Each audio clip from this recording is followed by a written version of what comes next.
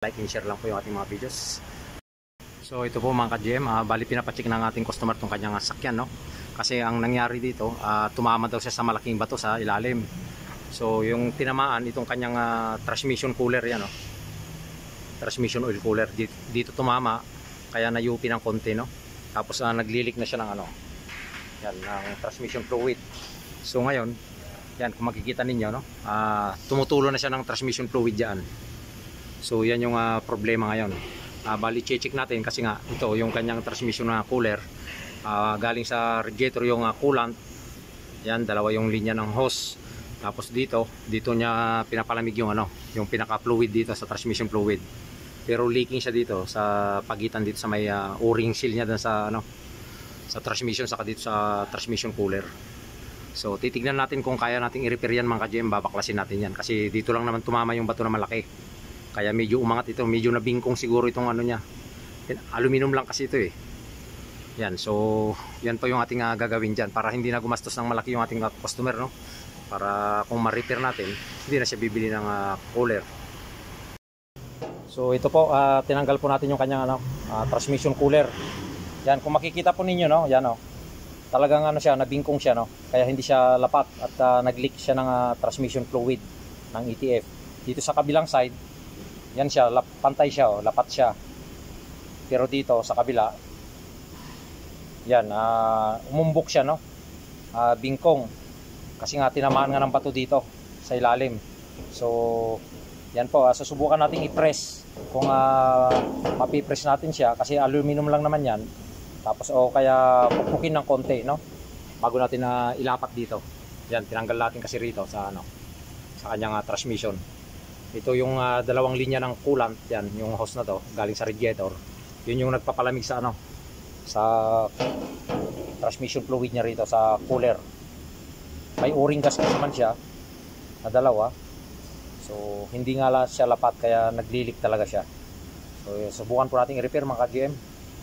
Like and share po yung ating mga videos para magkaroon din ng idea yung iba. So ito na po mga ka-GM, bali na press na po natin sa press machine. Yan, kung makikita nyo, medyo pantay na siya, no? Tapos lumiyad pa siya ng konti kasi nga press na natin doon. Yan. Sigurado yan, lalapat na yan at mawawala yung leaking niya para hindi na bumili yung customer natin ng oil cooler ng transmission. So tapos ang ginawa natin sa o-ring seal niya dito mga ka-GM, kasi dalawa yan, nilagyan natin ng silicone. Yan, kung makikita nyo, yung paglagay ng silicone kailangan control lang natin, no? Huwag masyadong madami kasi nga pwedeng mabarahan yung butas niya pagka tinornilyo na natin, kasi may tatlo siyang tornilyo dyan. Ito yung tornilyo niya pala. Tapos pag na-press siya, pag masyadong marami yung nilagay nyo, pwede siyang bumara dito sa butas ng kanyang transmission na fluid. So kaya kailangan control lang yung paglagay natin, konti lang. Saka bago natin itornilyo, bago natin ilapat, 5 minutes, after 5 minutes bago natin ilapat, paglagay natin ng silicone, no? Dito. Yan, tapos lilinisan natin ng konti. Pagka nailagay na natin, siyempre i-check din natin yung kanyang transmission fluid level pagkatapos, no? Ganun po yung ating gagawin diyan. At ito na. At yan po, at sana nagkaroon kayo ng konting idea, no? Yan, dalawa yung o-ring seal naman na diyan. Ganun po yung gagawin natin. Tapos siyempre ilalagay din natin yung kanyang coolant. Ito nga, sinahod natin yung coolant niya, tapos dadagdagan na lang natin ang coolant niyan pagka kulang siya. Tapos yung kanyang transmission na fluid level, chichikin din natin yan pagkatapos nating maikabit, maayos, no? So ito po, bali double checking lang po yung ating ginawa mga ka-GM, no? Yan, kung mapapansin po natin, ayos na po siya mga ka-GM. Wala na siyang leaking dyan, no? Yung ni-repair natin na pre-ness. Yan, so yung customer natin, hindi na siya bumili ng transmission cooler. Nakatipid yung customer natin. May tatlong bolt lang naman yan. Tapos yung linya ng coolant, yan. Tapos nilagyan na natin ng coolant, chinik na natin yung transmission na fluid level. So okay na siya.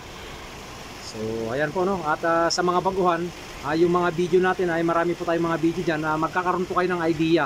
Basta tapusin niyo na lang po yung ating mga video at panoorin. Kung may mga katanungan po kayo ay comment at like and share lang po yung ating mga videos, no? Yan, maraming salamat po at paki-follow na rin po yung aking Facebook page, GM Autotech. Maraming salamat.